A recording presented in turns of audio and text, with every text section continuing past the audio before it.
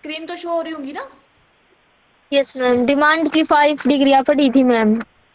Okay, price sorry elasticity of demand की, price elasticity of demand की 5 degrees. और उससे पहले क्या किया था? उससे पहले क्या किया था? वेन्यू हाँ एनालाइसिस। जी, रिवेन्यू बताइए। एनालिसिस।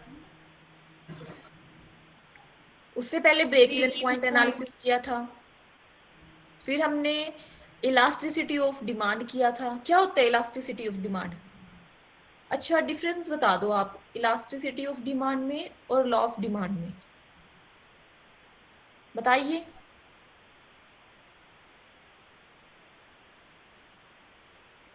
इलास्टिसिटी ऑफ डिमांड और लॉ ऑफ डिमांड में क्या डिफरेंस है?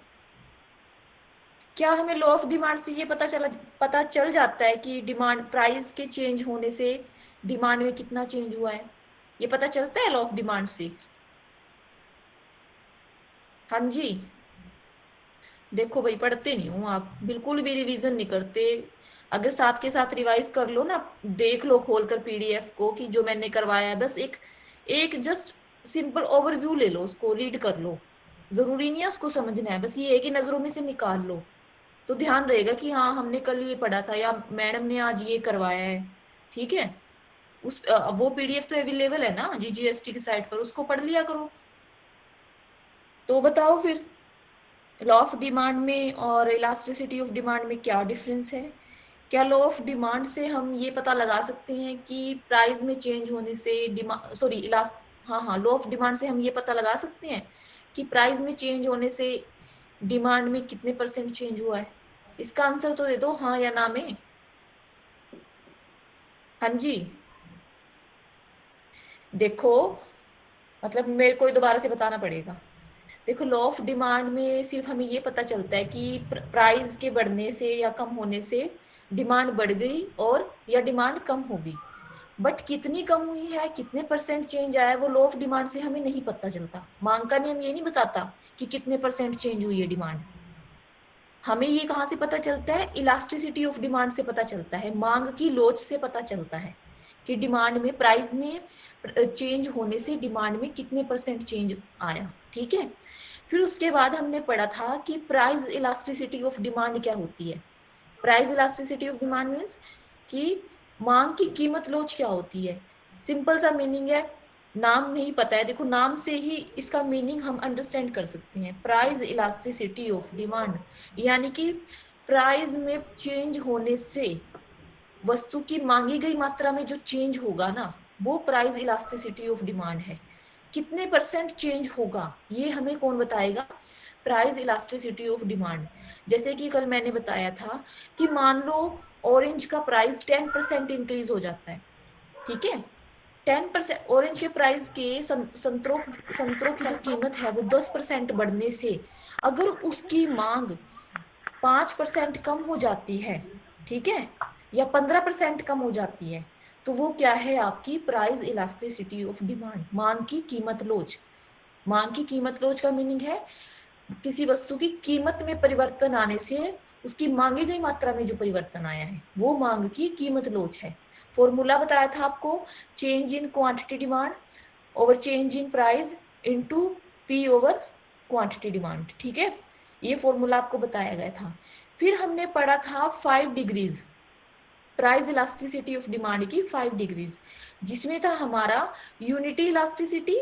यूनिटी इलास्टिसिटी क्या था? इकाई की लोच क्या था? कि जितना कीमत में परिवर्तन हुआ है अगर उतना ही मांग में परिवर्तन हो, यानी दोनों में इक्वल चेंज आए, ठीक है, वो आपका इकाई लोच है, यूनिटी इलास्टी है। पर इक्वल चेंज, जितना प्राइस गिरा है मान लो उतनी ही डिमांड आपकी बढ़ जाए, वो है आपका इकाई लोच, यूनिटी इलास्टी।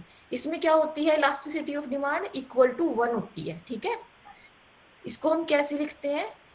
मैं आपको डिनोट भी करके दिखा देती हूँ इसमें, इसको कैसे लिखेंगे। इसको हम ऐसे लिखते हैं, elasticity of demand is equal to 1। जब भी यूनिटरी इलास्टिसिटी या कहेंगे हम इकाई लोच की बात होगी तो हम इसको ऐसे डिफाइन करेंगे, मतलब इस फॉर्म में हम लिखेंगे ईडी इज इक्वल टू 1। ठीक है, फिर हमने पढ़ा था, ये डिग्रीज चल रही है प्राइस इलास्टिसिटी ऑफ डिमांड की। मैं आपको ओवरव्यू दे रही हूँ, मैं आपको रोज रिवाइज करवाती हूँ जो भी हम पहले पिछली क्लास में करते हैं, ताकि आप थोड़ा टच में रहो उसके। वरना आपको, आप तो ऐसे मतलब ये हो जाएगा कि आगे दौड़ पीछे छोड़ा, हम आगे आगे करते जाएंगे, पिछला आपको कुछ भी नहीं आएगा। ठीक है, सेकंड था कि इलास्टिसिटी ग्रेटर देन यूनिटी, इकाई से अधिक मांग की लोच कब होती है? कि जब कीमत में जितना परिवर्तन होता है ना, मांग में उससे ज्यादा चेंज आ जाए, वो होता है इकाई से अधिक।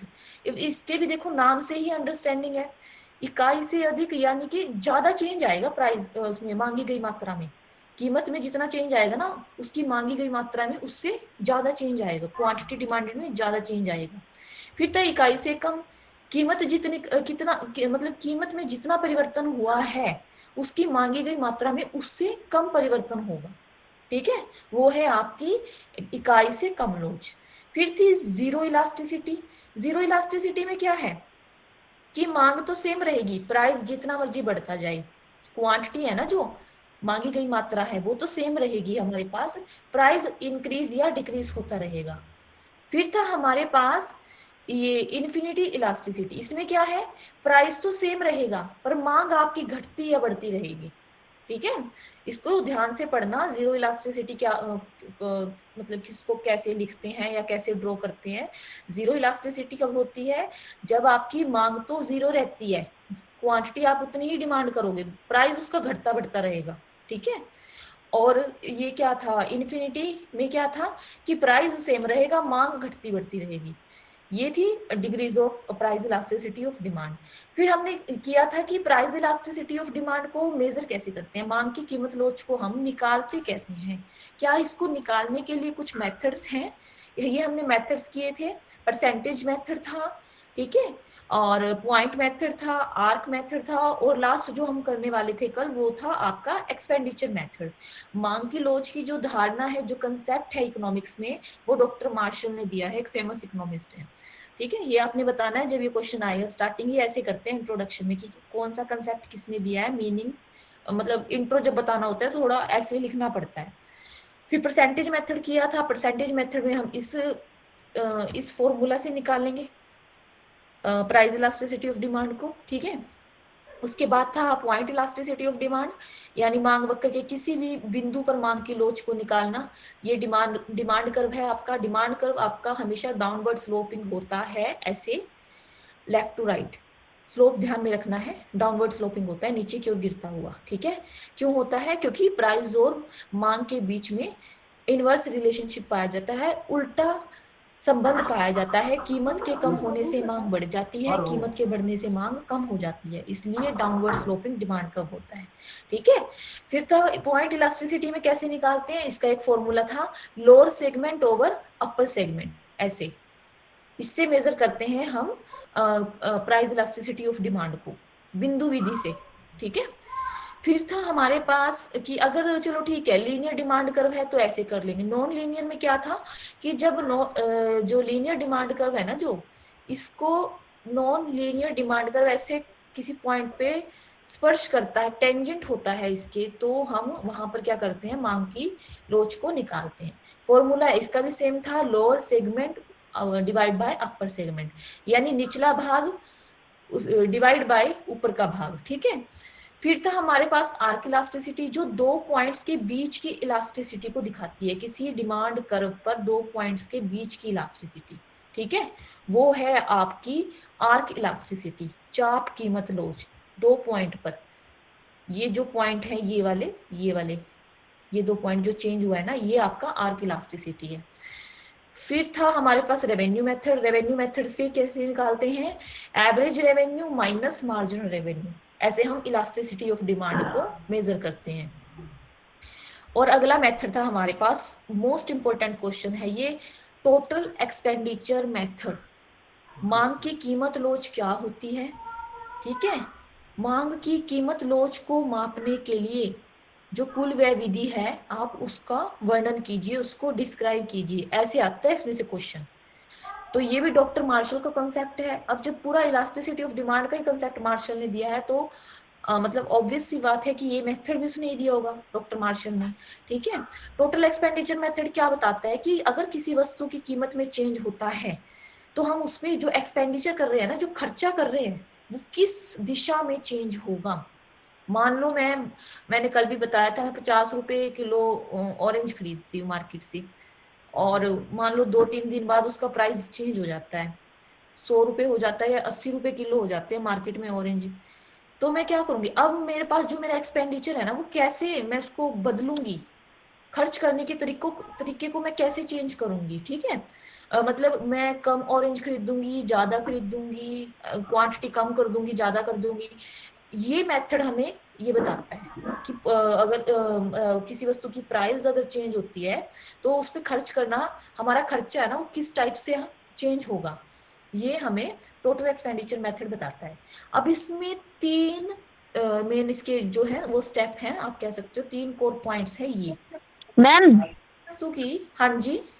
सिंपल वे में इसकी डेफिनेशन बताना मैम। सिंपल वे में, यस मैम। सिंपल वे में ये है बेटा कि अगर मतलब किसी वस्तु की कीमत में परिवर्तन होने से उस वस्तु पर किए जाने वाले कुल व्यय में कितना परिवर्तन होगा और किस दिशा में होगा, ये आपका टोटल एक्सपेंडिचर मेथड है। अगर किसी वस्तु का प्राइस चेंज होता है, कीमत परिवर्तन होती है, तो उस पर जो आप खर्चा करोगे वो कितना करोगे और किस दिशा में करोगे। ठीक है। कम करोगे, ज्यादा करोगे, वो आपका टोटल एक्सपेंडिचर मेथड है। खर्च को बताता है ये प्राइस में चेंज होने से। अब इसके 3 कोर पॉइंट्स हैं, समझ में आया वैसे आपको। Yes ma'am. ठीक है। 3 कोर पॉइंट है, ये आपने पेपर में लिखने हैं अगर ये मेथड आता है। श्योरिटी तो है देखो इस क्वेश्चन की, लॉ ऑफ डिमांड की भी है और इसकी भी है, दोनों में से कोई भी आ सकता है। तो ये इसके 3 कोर पॉइंट्स हैं कि अगर किसी वस्तु की कीमत के कम या ज्यादा होने से उस पर किया गया कुल खर्च है वो कांस्टेंट रहता है, उसमें कोई चेंज नहीं आता। ठीक है। तो मांग की लोच क्या होगी, इकाई के बराबर होगी, यानी सेम ही रहता है, चाहे प्राइस बढ़ जाए चाहे प्राइस कम हो जाए, बट आपकी जो क्वांटिटी है ना, जो आप खरीद रहे हो वो सेम ही रहेगी, कोई फर्क नहीं पड़ेगा आपके खरीदने के तरीके पर। ठीक है। तब क्या होगी, मांग की लोच इकाई के बराबर होगी। फिर ये कहते हैं कि अगर किसी वस्तु के कीमत के कम होने पर उस पर किया जाने वाला खर्च बढ़ जाता है, या कीमत के बढ़ने पर उस पर किया जाने वाला खर्च कम हो जाता है, इनवर्स है। अगर तो कीमत कम हो रही है तब तो आप ज्यादा खर्च कर रहे हो उस गुड्स पर। ठीक है। जैसे मान लो ऑरेंज है, उसका प्राइस गिर जाता है, आप क्या करोगे, अब ज्यादा ऑरेंज खरीदना शुरू कर दोगे, यानी कीमत के कम होने पर आपने क्या किया, उसकी मांग बढ़ा दी। और इसके विपरीत यदि उसकी कीमत बढ़ जाती है तो आप मांग कम कर देते हो, रेट बढ़ गया तो आप क्या करोगे, डिमांड कम करोगे। इस सिचुएशन में क्या होगी, आपकी मांग की लोच इकाई से अधिक होगी। ठीक है। उसकी डिमांड मतलब ज्यादा, जितना प्राइस में चेंज आया ना उससे ज्यादा डिमांड में चेंज आया है, इस मामले में कहा जाएगी हमारी प्राइस इलास्टिसिटी ऑफ डिमांड ये इकाई से अधिक होगी। ठीक है। Elasticity of demand is greater than 1। फिर बोलता है कि अगर किसी वस्तु की कीमत के कम होने से उसकी डिमांड भी कम हो जाए, कीमत के बढ़ने से उसकी डिमांड भी बढ़ जाए, यानी पॉजिटिव रिलेशनशिप है, डायरेक्ट रिलेशनशिप है। कीमत कम हुई तो डिमांड भी कम हो गई, कीमत बढ़ी तो डिमांड भी बढ़ गई। तब इलास्टिसिटी ऑफ डिमांड कैसी होगी आपकी, लेस देन 1 होगी। ठीक है। मांग की इकाई की लोच 1 से कम होगी, लेस देन 1। या तो आपकी देखो, अगर तो इक्वल टू 1 है तब तो है वो इकाई के बराबर। ठीक है। अगर ग्रेटर देन 1 है तब आपकी मांग की लोच है इकाई से अधिक।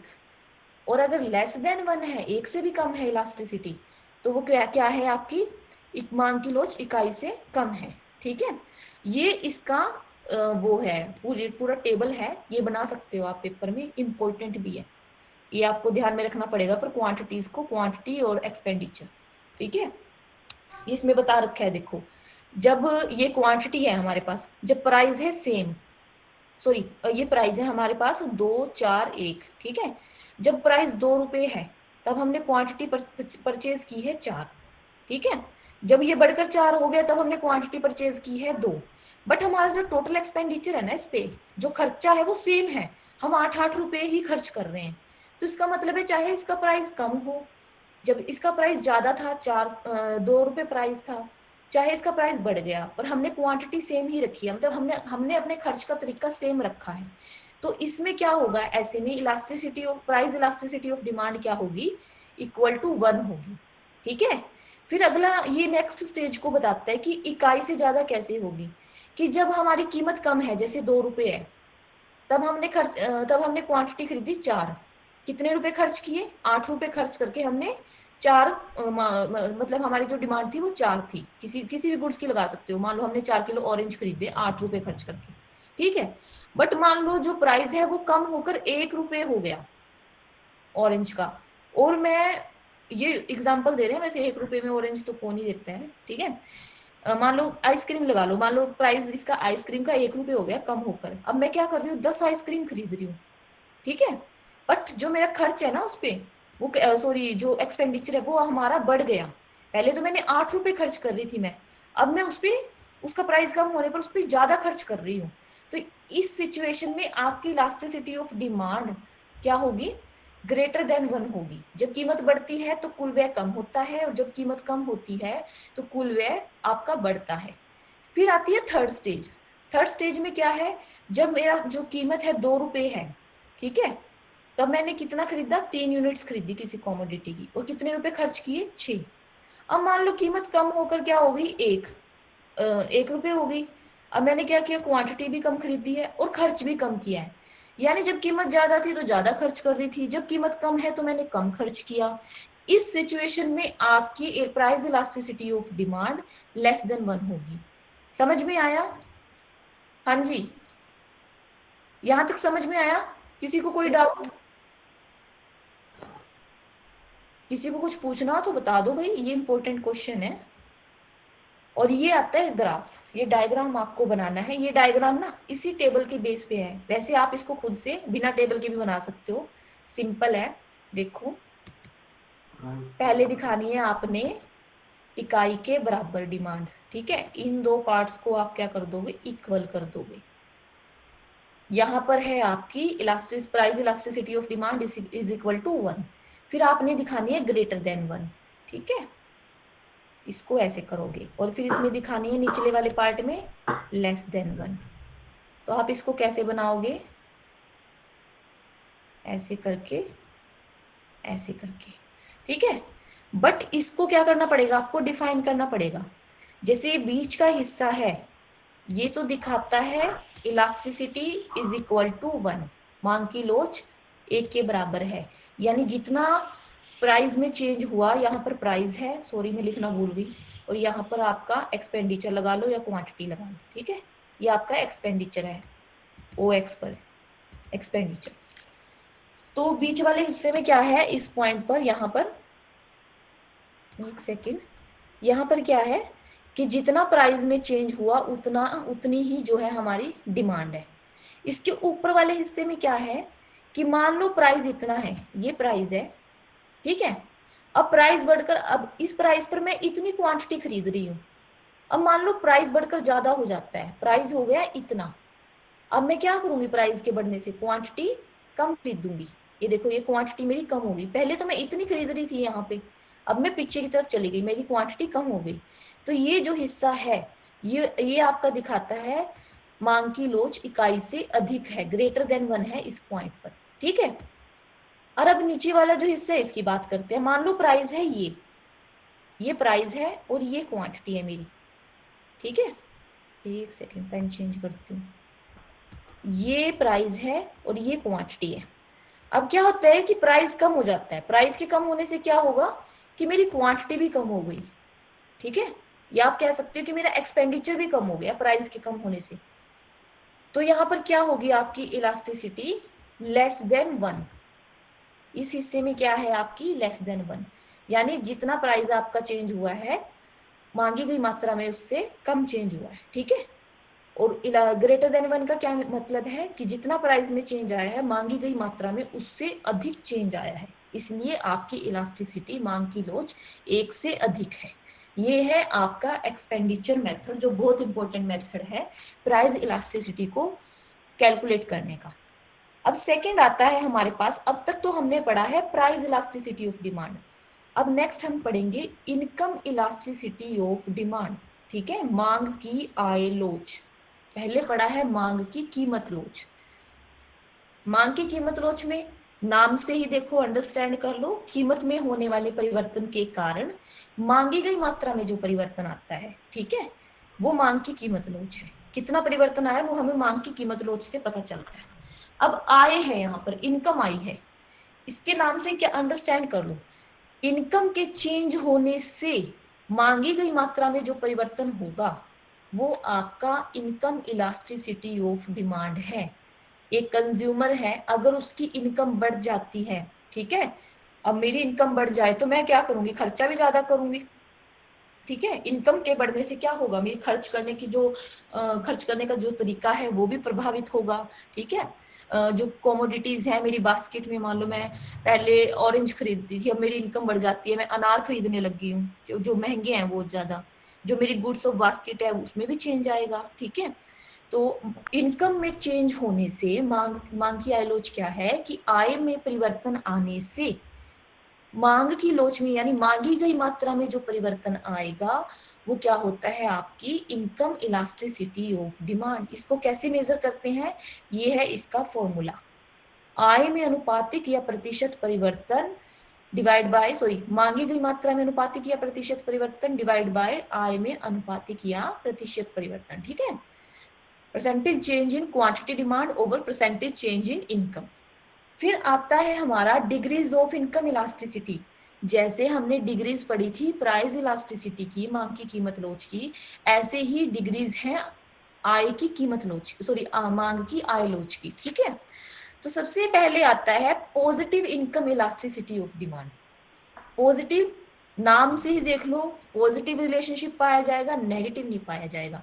मीनिंग कैसे लिखेंगे हम इसको पेपर में, कैसे लिखेंगे कि जब किसी वस्तु की मांग की लोच, मतलब पॉजिटिव कब होगी, जब उपभोक्ता की आय बढ़ने से, ठीक है, वस्तु की मांगी गई मात्रा भी बढ़ जाती है, किसी वस्तु की डिमांड भी बढ़ जाती है, तो आपकी इनकम इलास्टिसिटी पॉजिटिव होगी।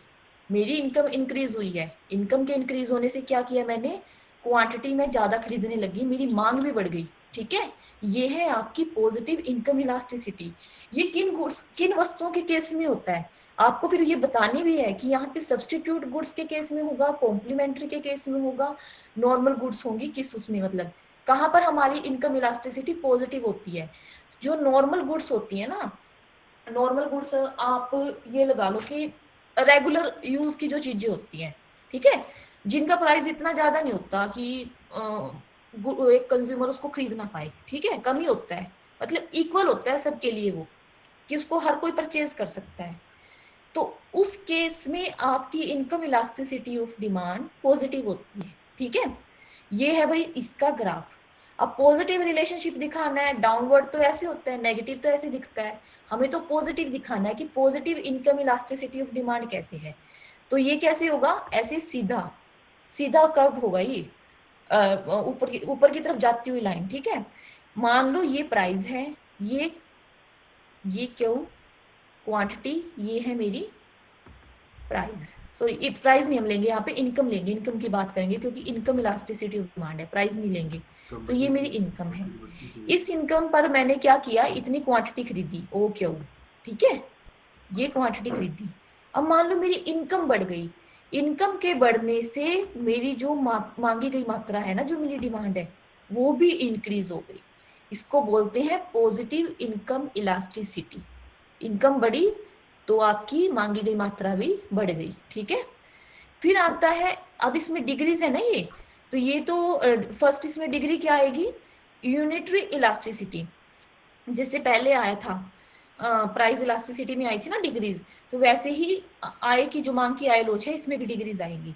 तो पहले आता है कि इकाई लोच, इकाई लोच यानी कि मांग की, जो मांग की लोच है वो एक के बराबर कब होगी, जब हमारी जो जितनी हमारी इनकम चेंज हुई है ना, जितनी हमारी आय बढ़ी है, अगर मांग की मात्रा भी उतनी ही बढ़ जाए, तब हमारी जो मांग की लोच है वो इज इक्वल टू 1।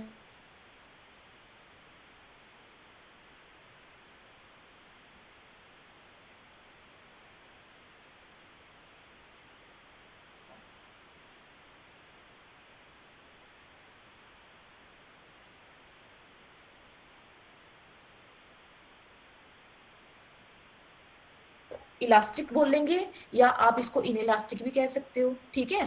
फिर आते हैं कि मोर इलास्टिक, ये इनकम इलास्टिसिटी कैसे होगी मोर इलास्टिक, जब हमारी इनकम में जितना चेंज आया है मांगी गई मात्रा में उससे भी ज्यादा चेंज आएगा, तब हमारी income elasticity of demand greater than 1 होगी, ठीक है। इनकम इलास्टिसिटी ऑफ डिमांड एक के बराबर मतलब एक के बराबर कब होगी, जब जितना आय में परिवर्तन आया है उतना ही मांग में परिवर्तन आए, ठीक है। एक से अधिक कब होगी, जब जितना आय में हमारी परिवर्तन आया है ना, अगर मांग में उससे ज्यादा परिवर्तन आता है तो वो एक से अधिक होगी। और एक से कम कब होगी, जितनी हमारी इनकम बढ़ी है, अगर मांगी गई मात्रा उससे कम बढ़ती है तो अब हमारी इनकम इलास्टिसिटी ऑफ डिमांड एक से कम होगी, ठीक है। अब सेकेंड आता है कि income elasticity of demand negative कब होती है, ठीक है। सबसे पहले तो हमने पढ़ा कि positive income elasticity of demand क्या है। पॉजिटिव में तो उसके नाम से देखो कि जब हमारी इनकम बढ़ी है ना तो हमारी मांगी गई मात्रा भी बढ़ गई, हमने किसी कमोडिटी को ज्यादा कंज्यूम करना शुरू कर दिया इनकम बढ़ते ही, तो वो है आपकी positive income elasticity. Negative income elasticity क्या है कि जब हमारी इनकम बढ़ी है पर हम क्या कर रहे हैं, किसी गुड्स को पहले से भी कम खरीद रहे हैं। अब पॉजिटिव इनकम इलास्टिसिटी तो आपकी एप्लीकेबल थी नॉर्मल गुड्स में, ठीक है, सामान्य वस्तुओं के केस में आपकी पॉजिटिव इनकम इलास्टिसिटी होती है। बट नेगेटिव कब होगी, जब हमारे पास निम्न कोटि की वस्तुएं होंगी, इंफीरियर गुड्स होंगी। मान लो आप पहले बाजरा खा रहे हो जब आपकी इनकम कम है, ठीक है, घटिया अनाज आप यूज कर रहे हो, आपकी इनकम कम है। मान लो अगर आपकी इनकम बढ़ जाए, अब आप क्या करोगे, आप मल्टीग्रेन आटा भी यूज कर सकते हो खाने के लिए, आप ब्रेड पर भी शिफ्ट हो सकते हो, ठीक है। तो negative income elasticity of demand किन गुड्स के केस में एप्लीकेबल होगी, इंफीरियर गुड्स के केस में, या जिसको हम हिंदी में बोलेंगे निम्न कोटि की वस्तुएं।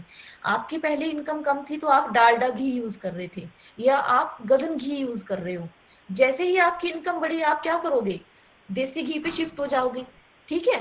देसी घी खरीदना शुरू कर दोगे खाने के लिए, देसी घी में आप सब्जी बना रहे हो, देसी घी से ही आप रोटी खा रहे हो, मतलब उसको यूज कर रहे हो आप खाने में।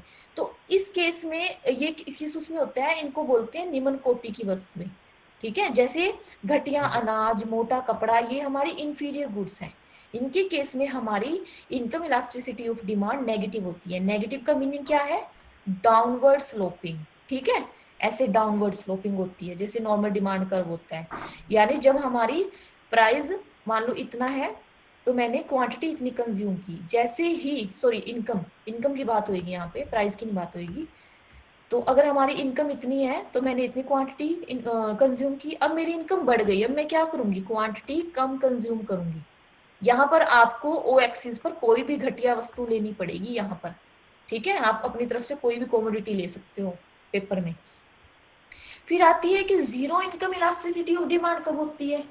अब नाम से ही पता है भी जीरो कब होगी, जब आय में परिवर्तन आने से मांगी गई मात्रा में कोई भी परिवर्तन नहीं आएगा, चाहे आपकी इनकम बढ़े या आपकी इनकम कम हो, पर आप पहले जितनी ही मात्रा खरीद रहे हो, कोई असर ही नहीं है आपके ऊपर। आप तो अब जैसे आप ये कह सकते हो नमक है, नमक ना एक बहुत ज्यादा नेसेसरी गुड है। अब नमक का प्राइस चाहे बढ़ जाए या कम हो जाए, अब आप नमक तो खरीदना बंद नहीं करोगे ना, वो तो आप डालोगे, वो तो नेसेसरी चीज है, ठीक है। तो जो आवश्यक वस्तुएं होती है ना, उसमें आपकी जो इनकम इलास्टिसिटी ऑफ डिमांड है वो जीरो होती है, चाहे उसका प्राइस बढ़े या घटे, आप उस गुड को खरीदोगे। ये होती है आपकी zero income elasticity of demand. समझ में आया? हाँ जी, किसी को Yes, कुछ ma'am. पूछना हो यहाँ तक बताओ, समझ में आया? एक तो भी आप बताते भी नहीं हो, चलो कोई नहीं, आप कोई प्रॉब्लम आएगी फिर आगे, अब तो हम बताने के लिए बैठे हैं तो पूछ सकते हो आप। जीरो इनकम इलास्टिसिटी हो गई। तो अब तक हमने क्या क्या पढ़ा है, मांग की लोच क्या होती है, ठीक है, इलास्टिसिटी ऑफ डिमांड क्या है, और फिर उसमें हमने पढ़ा है प्राइस इलास्टिसिटी, मांग की कीमत लोच क्या होती है। पहले तो चलो मैं आपको ना एक फ्लो चार्ट बना के दिखाती हूँ कि मान लो ये मांग की लोच है, एक तो इससे लिख भी नहीं सकते, एक सेकेंड।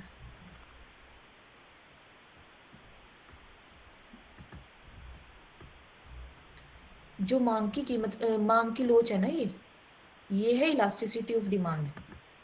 ये इससे तो लिखना भी मुश्किल है पेन से। चलो फ्लो चार्ट ऐसे ही बना देती हूँ। मान लो ये मांग की लोच है फर्स्ट, ठीक है। अब ये तीन पार्ट्स हैं इसके मांग की लोच के। एक है प्राइस इलास्टिसिटी ऑफ डिमांड, एक है इनकम इलास्टिसिटी ऑफ डिमांड, ठीक है। आई से आप समझ लो इनकम।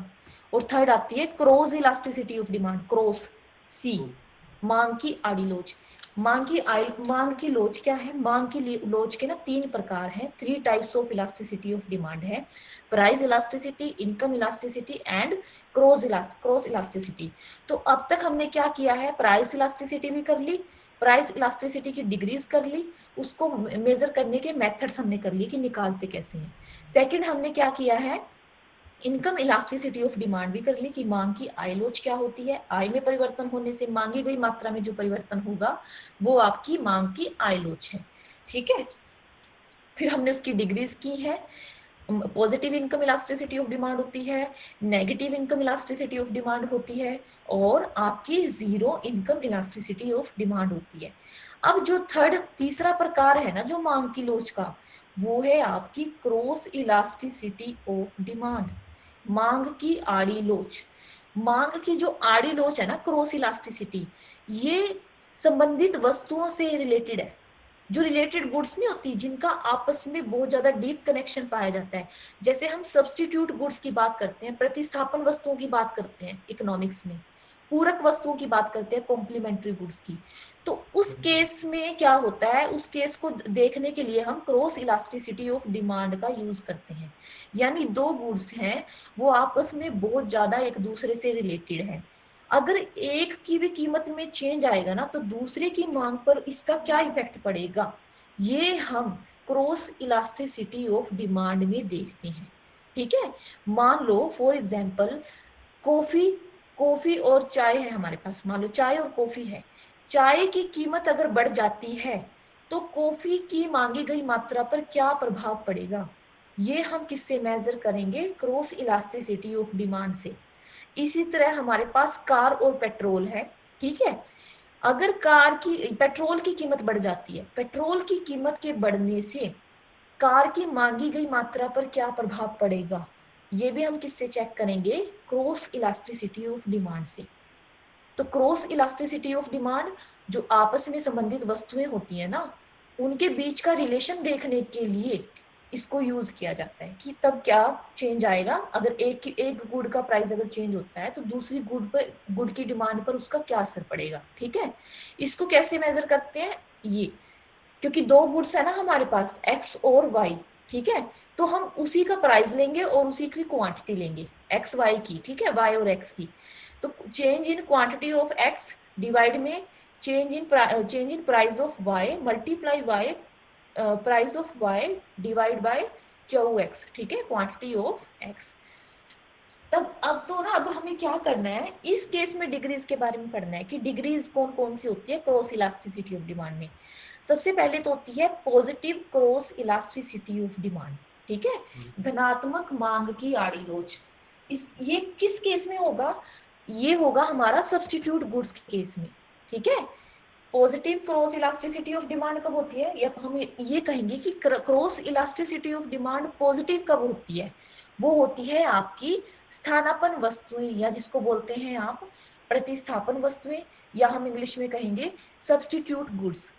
इस केस में आपकी cross elasticity of demand positive होती है। पॉजिटिव यानी कि डायरेक्ट रिलेशनशिप पाया जाता है प्राइस और डिमांड में, ठीक है। अगर कीमत चाय की कीमत बढ़ती है, मान लो ये चाय और कॉफी का है, ठीक है, यहाँ पर हम प्राइस को कॉफी ले रहे हैं, यहाँ पे हम उसकी चाय की क्वांटिटी ले रहे हैं। अगर कॉफी का प्राइस बढ़ता है तो क्या करेंगे लोग? एकदम से चाय पर शिफ्ट हो जाएंगे, चाय की ज्यादा मात्रा कंज्यूम करना शुरू कर देंगे। इस केस में क्रॉस इलास्टिसिटी ऑफ डिमांड आपकी पॉजिटिव होगी, यानी धनात्मक होगी। अब यहाँ पर उल्टा तो हुआ नहीं कि कॉफी का प्राइस बढ़ा है, चाय की मात्रा कम हो गई। डायरेक्ट रिलेशनशिप है ना, कॉफी की कीमत बढ़ी है और उधर चाय की डिमांड बढ़ गई। अब भाई कई लोग होते हैं जिनके पास इतने पैसे नहीं होते वो कॉफी पी सके, और जो पहले कॉफी पी रहे थे वो भी क्या करने लग जाएंगे, वो भी चाय पीने लग जाएंगे, क्योंकि कॉफी का तो प्राइस बढ़ गया। ठीक है, कॉफी के प्राइस के बढ़ने से क्या होगा, आपकी चाय की जो मांग है वो बढ़ जाएगी, इसलिए यहाँ पर पॉजिटिव रिलेशनशिप पाया जाएगा। ठीक है, क्रॉस इलास्टिसिटी कैसी होती है, जो पॉजिटिव कब होती है क्रॉस इलास्टिसिटी, किस केस में होती है, जब गुड्स आपस में सब्स्टिट्यूट हो, यानी एक दूसरे के स्थान पर हम उसको यूज कर सकते हैं। ठीक है, फिर आते हैं हमारे पास negative cross elasticity of demand. अब मांग की आड़ी आड़ी लोच है जो, वो नेगेटिव कब होगी, कॉम्प्लीमेंट्री गुड्स के केस में, जो पूरक वस्तुएं होती है ना, यानी एक के बिना आप दूसरे का यूज नहीं कर सकते। अब आपके पास पेन है और पेन में डालने के लिए इंक है। ठीक है, जब आपके पास इंक होगी ना तभी तो आप पेन यूज कर पाओगे, पेन में स्याही होगी तभी आप उससे लिख पाओगे, बिना स्याही के तो आप पेन नहीं चला सकते। इसी तरह अगर आपके पास कार है, कार को आप कैसे चलाओगे, पेट्रोल से ही चला पाओगे। ठीक है, तो ये क्या है, ये कॉम्प्लीमेंट्री गुड्स है, बिना पेट्रोल के कार नहीं चलेगी। तो इस केस में जो आपकी क्रॉस इलास्टिसिटी ऑफ डिमांड है वो नेगेटिव होती है, यानी एक के प्राइस के बढ़ने से ना दूसरे की जो डिमांड है वो कम हो जाती है, दूसरी गुड की डिमांड जो उससे रिलेटेड है। जैसे मैं बता दूं, मान लो पेट्रोल का प्राइस है, ठीक है, पेट्रोल का प्राइस, हम पेट्रोल के प्राइस में हम क्या कर रहे हैं, या आप ले लो, ये साइड प्राइस ले लो, इस साइड क्वांटिटी ले लो। ठीक है, हमने इतनी कार हम ले रहे हैं, प्राइस हमारे पास पेट्रोल का ये है। अब क्या होता है कि प्राइस, पेट्रोल का प्राइस बढ़ जाता है, पेट्रोल का प्राइस बढ़ने से क्या होगा, जो कारों की क्वांटिटी है ना कंट्री के अंदर, वो क्या हो जाएगी, कम हो जाएगी, क्योंकि पेट्रोल के प्राइसेस क्या हो रहे हैं, डे बाय डे राइज हो रहे हैं। कॉम्प्लीमेंट्री गुड्स है, एक के बिना दूसरी का कोई फायदा नहीं है, दोनों एक साथ ही यूज होंगी। तो इस केस में आपकी cross elasticity of demand negative होगी, एक का प्राइस बढ़ने से दूसरे की डिमांड क्या हो गई है, कम हो गई है। ठीक है, हाँ जी, समझ में आया, हाँ जी बच्चों, किसी को कुछ पूछना हो। हाँ जी संजू, कुछ पूछना है, नो मैम। मैम ये समझ नेगेटिव में आ वाला रहा है वापस ना, से समझाना। ये बहुत इंपॉर्टेंट कंसेप्ट है अगर किसी को आगे इकोनॉमिक्स में अपना करियर बनाना है। ठीक है, एमए इकोनॉमिक्स एक्सक्यूज मी करना मैम। है, एमएससी इकोनॉमिक्स करनी है, तो बेसिक क्लियर करना बहुत ज़्यादा ज़रूरी है। सिर्फ एग्जाम्स की आपका पेपर है इसलिए मत पढ़िए, ये चीज़ें आपके आगे भी काम आएंगी, कॉम्पिटिटिव एग्जाम्स में भी काम आएंगी आगे। ठीक है, मैम और आजकल तो ऐसे है कि अगर आपको, अभी तो आप डिस्टेंस से बीए कर रहे हो, मान लो आपको रेगुलर करनी है मास्टर्स, तो क्या होता है कि एंट्रेंस होते हैं यूनिवर्सिटीज में, एंट्रेंस टेस्ट होता है, वो एंट्रेंस टेस्ट सब्जेक्टिव ही होता है। अगर आप इकोनॉमिक्स में एमए करते हो या एमएससी करते हो तो आपका जो आधा सिलेबस है ना वो आपका बैचलर वाला आएगा, बीए वाला आएगा। ठीक है, तो आपको बेसिक्स क्लियर करना बहुत ज्यादा जरूरी है। ये शॉर्ट आंसर टाइप्स में क्वेश्चन आते हैं कि सब्स्टिट्यूट गुड्स के मामले में प्रतिस्थापन वस्तुएं हैं जो, उनके केस में मांग की आड़ी लोच क्या होगी, प्रतिस्थापन वस्तुएं हैं क्योंकि डायरेक्ट रिलेशनशिप पाया जाता है, चाय और कॉफी एग्जाम्पल ले सकते हो, तब क्या होगी आपकी मांग की आड़ी लोच, पॉजिटिव होगी, पॉजिटिव रिलेशनशिप पाया जाएगा, एक की कीमत के बढ़ने पर दूसरे की मांग ऑटोमेटिकली बढ़ जाएगी। ठीक है, और नेगेटिव कब होगी cross elasticity of demand, complementary goods के केस में। नेगेटिव का मीनिंग क्या है, एक की कीमत के कम होने पर दूसरे की मांग गिर जाएगी। ठीक है, जैसे कि पेन और स्याही का आप एग्जांपल ले सकते हो, कार और पेट्रोल का आप एग्जांपल ले सकते हो। समझ में आया, ये यस आपकी ma'am. Negative cross elasticity of demand है। देखो ग्राफ कितने इजी, पॉजिटिव में सीधा है, ऐसे डायरेक्ट लाइन बना दो। ठीक है, और पॉजिटिव रिलेशनशिप आप ऐसे शो कर सकते हो। नेगेटिव में क्या करोगे, ऐसे डाउनवर्ड स्लोपिंग ग्राफ बना दो और आप ऐसे नेगेटिव रिलेशनशिप दिखा सकते हो।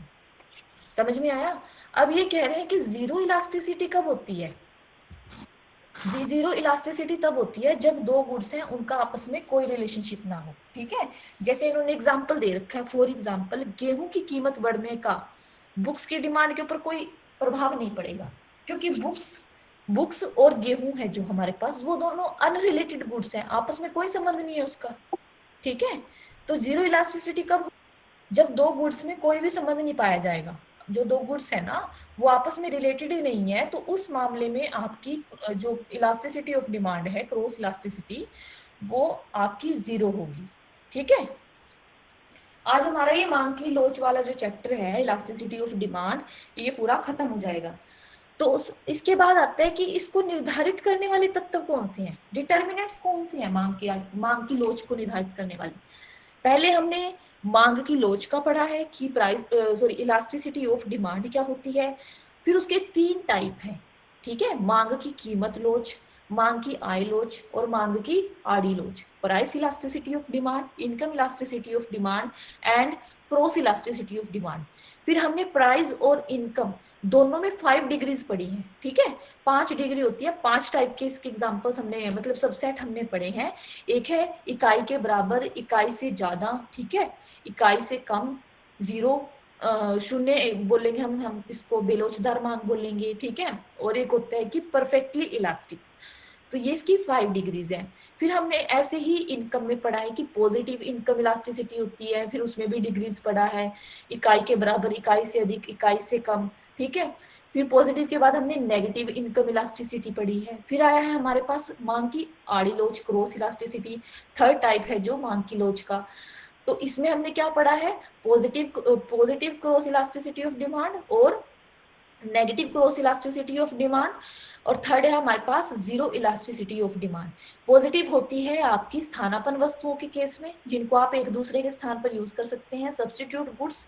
नेगेटिव होती है आपकी कॉम्प्लीमेंट्री गुड्स के केस में, ठीक है, जो जिनका मतलब आप एक दूसरे के बगैर उनका यूज नहीं कर सकते। अगर आप एक गुड का यूज करते हो तो दूसरे का यूज भी आपको करना ही पड़ेगा, जैसे कि कार और पेट्रोल, ठीक है। थर्ड हमने पढ़ा है 0 इलास्टिसिटी ऑफ डिमांड। जब गुड्स आपस में रिलेटेड नहीं है, उनका कोई आपस में संबंध नहीं है, तो उस केस में जो मांग की लोच है वो क्या होगी, आपकी 0 होगी। जैसे मैंने एग्जांपल दिया है गेहूं और बुक्स का, गेहूं की कीमत के बढ़ने का बुक्स के प्राइस पर कोई असर नहीं पड़ेगा, तो इस केस में आपकी क्रॉस इलास्टिसिटी ऑफ डिमांड 0 होगी। अब आता है कि इलास्टिसिटी ऑफ डिमांड को प्रभावित करने वाले तत्व कौन से हैं, ठीक है। सबसे पहले तो इन्होंने बोला है कि वस्तु की प्रकृति, nature of good, nature of commodity. आपकी जो आप कोई कॉमोडिटी खरीद रहे हो, वो आवश्यक वस्तु है, आरामदायक है, या फिर वो एक लग्जूरियस गुड है, ठीक है, लग्जूरियस कॉमोडिटी है, इसके ऊपर डिपेंड करता है कि मांग की लोच क्या होगी। अगर आरामदायक चीजें है ना, आरामदायक आप कुछ भी लगा सकते हो, मान लो आप ये क्या बोलेंगे इसमें, आपने कूलर लिया, ठीक है, फ्रिज लिया, ये आरामदायक है, तो इस केस में आपकी जो डिमांड है ना, मांग की लोच है, वो 1 के बराबर होती है, ठीक है। और जो लग्जूरियस गुड्स है, आपके लग्जूरियस गुड्स है, मान लो आप डायमंड की बात कर लो, ठीक है, डायमंड हो गया, सोना हो गया, या कुछ और जो लग्जरी है, लग्जरी आइटम्स है, उसके केस में क्या होता है, मांग की आइलोच जो है 1 से ज्यादा होती है, ठीक है। जो उसकी इलास्टिसिटी है वो ग्रेटर देन 1 होती है, यानी अगर उसकी प्राइस में चेंज आता है ना, तो उसकी डिमांड में बहुत ज्यादा चेंज आएगा। और जो आवश्यक वस्तुएं होती हैं, जो नेसेसरी गुड्स हैं, जैसे मैंने बोला था कि नमक है, नमक इम्पोर्टेंट है खाने के लिए, ठीक है, नमक की चाहे आप कीमत कम कर दो चाहे ज्यादा कर दो, आप क्या करोगे, उतनी ही क्वांटिटी खरीदोगे जितनी पहले खरीद रहे थे। तो इस केस में मांग की जो लोच है वो क्या होगी, बेलोचदार होगी, 0 होगी, ठीक है। फिर आता है कि स्थानापन्न वस्तुओं की उपलब्धता, सेकंड पॉइंट। अब इसको बोलेंगे हम कि सब्स्टिट्यूशन जो गुड्स है, सब्स्टिट्यूट गुड्स हैं, वो जितनी ज्यादा अवेलेबल होगी उतनी ही मांग की लोच आपकी क्या होगी, ज्यादा होगी। मान लो जैसे पेप्सी है, कोक है हमारे पास, कोक के प्लेस पर हम पेप्सी भी पी सकते हैं, पेप्सी के प्लेस पर हम कोक भी यूज कर सकते हैं। कोक का प्राइस बढ़ जाए तो ऑटोमेटिकली जनता क्या कहाँ शिफ्ट होगी, पेप्सी पीने लग जाएगी, ठीक है, पेप्सी को कंज्यूम करने लग जाएगी। अब मान लो इनका मार्केट में थर्ड सब्स्टिट्यूट आ जाता है किसी और नाम से, ठीक है, कोई तीसरा कोल्ड ड्रिंक आ गया जो कोक और पेप्सी जैसा ही दिखता है, तब क्या होगा, तब भी क्या, जो मांग की जो लोच है ना वो ज्यादा होगी, ठीक है। यानी कि प्राइस में चेंज आने से इनकी मांगी गई मात्रा में बहुत ज्यादा चेंज आएगा। दूसरे अगर कोक और पेप्सी का प्राइस बढ़ जाता है और कोई तीसरा सब्स्टिट्यूट मार्केट में आ जाता है उन जैसा दिखने वाला, तो क्या होगा, लोग उसकी तरफ शिफ्ट हो जाएंगे, थर्ड सब्स्टिट्यूट की तरफ, ठीक है, क्योंकि कोक और प्राइस जो पेप्सी है उसकी कीमत तो बढ़ चुकी है। तो एक वस्तु के जितने ज्यादा स्थानापन्न अवेलेबल होंगे ना मार्केट में, उतनी ही ज्यादा मांग की लोच, जो मांग की लोच है आपकी, इलास्टिसिटी ऑफ डिमांड है, वो ग्रेटर देन 1 होगी। ठीक है, फिर आता है हमारे पास गुड्स विद डिफरेंट यूज। एक वस्तु की अगर हम कोई गुड है हमारे पास, उसका हम जितना ज्यादा अलग अलग मतलब यूज कर सकते हैं ना, उसकी मांग की लोच भी उतनी ही अधिक होगी। जैसे इन्होंने एग्जांपल दे के रखा है कि हमारे पास बिजली है, बिजली का हम यूज कर सकते हैं, मतलब आप बल्ब भी जला सकते हो, हीटर चला सकते हो, प्रेस करने के लिए यूज कर सकते हो। अगर जो इलेक्ट्रिसिटी है ना उसका प्राइस बढ़ जाए तो क्या होगा, इसका सिर्फ एक मेन काम के लिए यूज किया जाएगा। ठीक है, आप देखते हो ना, जैसे ही इलेक्ट्रिसिटी का जो प्राइस बढ़ता है, आप गांव में भी देखते हो, लोग बिल बचाने के लिए क्या करते हैं कि कम पंखे चला लो। ठीक है, गर्मियों में देखते हो भाई बिल ज्यादा आएगा, सबने पंखे चला रखे हैं, एक एक रूम में शिफ्ट हो जाओ, जैसे मान लो एसी लग रखे हैं हर रूम में, तो क्या करेंगे कि एक एसी चला लो। यानी उसके उस बिजली के जो यूज है ना वो ज्यादा है, अगर उसका प्राइस बढ़ता है तो क्या करेंगे, वो उसका सिर्फ मेन काम के लिए यूज किया जाएगा। ठीक है, तो विभिन्न उपयोग वाली वस्तुओं के मामले में मांग की जो लोच है वो अधिक होती है। फिर आता है कि पोस्टपोनमेंट ऑफ यूज, उपयोग का स्थगन। जिन वस्तुओं का आप भविष्य में यूज कर सकते हो, ठीक है, यानी आप उसको पोस्टपोन कर सकते हो। जैसे मान लो अभी सीमेंट है, सीमेंट का प्राइस बढ़ जाए या सरिये का प्राइस बढ़ जाए, आप क्या कर सकते हो कि थोड़ा ठहर के आप खरीद सकते हो उसको, कि जब डाउन हो जाएगा हम तो तब खरीद लेंगे। यानी उसको, उसका जो खरीदना है ना उसको पोस्टपोन किया जा सकता है। तो उस केस में भी आपकी मांग की लोच ज्यादा होती है। ठीक है, फिर आते हैं कि इनकम, जो कंज्यूमर की इनकम है उस केस में देखो, जिनकी इनकम बहुत ज्यादा है या बहुत कम है, उनके ऊपर तो कोई असर नहीं पड़ता प्राइस के चेंज होने का। ठीक है, कम इनकम वाले क्या करेंगे, वो नहीं खरीदेंगे अगर प्राइस बदल जाता है, मतलब प्राइस बढ़ जाता है। और अगर किसी की ज्यादा इनकम है उसके लिए क्या है, तुम चाहे प्राइस कम कर लो, अब जो अमीर लोग हैं उनको तो कोई फर्क ही नहीं पड़ता, चाहे प्राइस बढ़ता रहे या प्राइस गिरता रहे। ठीक है, तो कंज्यूमर की इनकम ये भी इलास्टिसिटी ऑफ डिमांड को क्या करती है, प्रभावित करती है।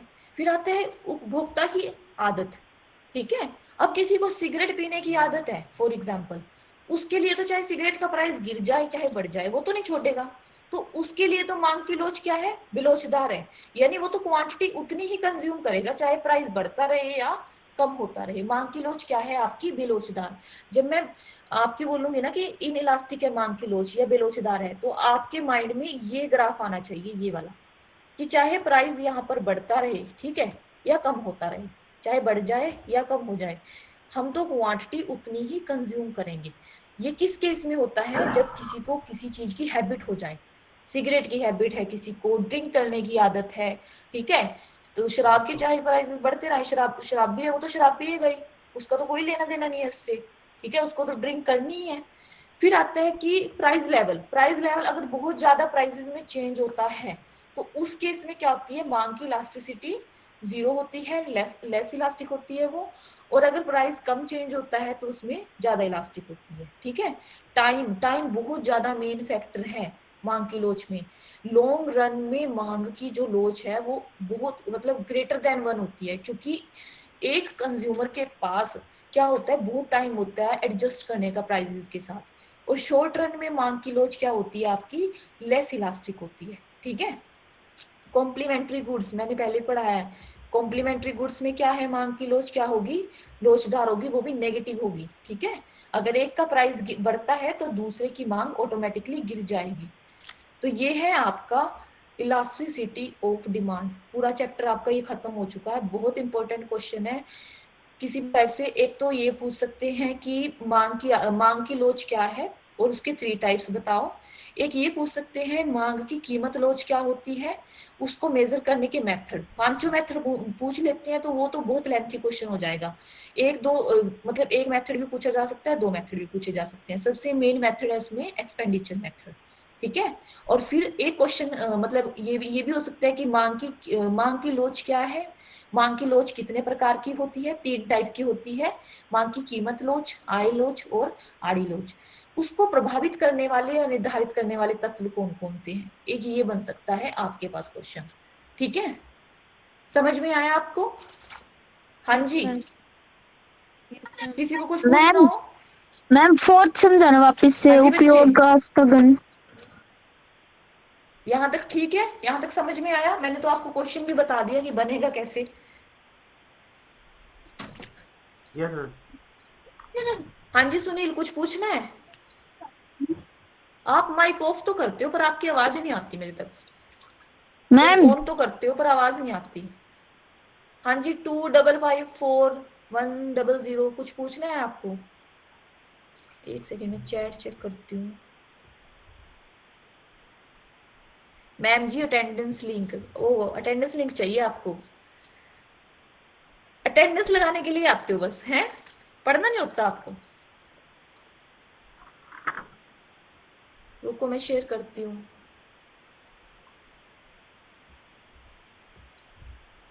एक सेकेंड, एक तो ना अपने व्हाट्सएप नंबर शेयर करना प्लीज। चैट में व्हाट्सएप नंबर शेयर कर दो, जो जो इकोनॉमिक्स के स्टूडेंट्स हैं। मैं स्टडी मटेरियल शेयर कर दूंगी आपके पास। हम एक ग्रुप बनाते हैं, ठीक है? एक सेकंड में स्क्रीनशॉट, मैं इनकी फोटो खींच लेती हूँ आपके नंबर की। मैं एक ग्रुप बनाऊंगी, व्हाट्सएप ग्रुप। आपने क्या करना है, परसों हमारी क्लास होगी ना। वैसे तो सैटरडे संडे क्लास नहीं होती, पर हम सैटरडे को क्लास लेंगे, तो वो हमारा लास्ट डे होगा, ठीक है? उस दिन मैं आपको ना, एक सेकेंड, एक सेकेंड जस्ट। हाँ जी, बस यही है नंबर, इतने स्टूडेंट हैं। 1 2 3 4, 4 स्टूडेंट है सिर्फ।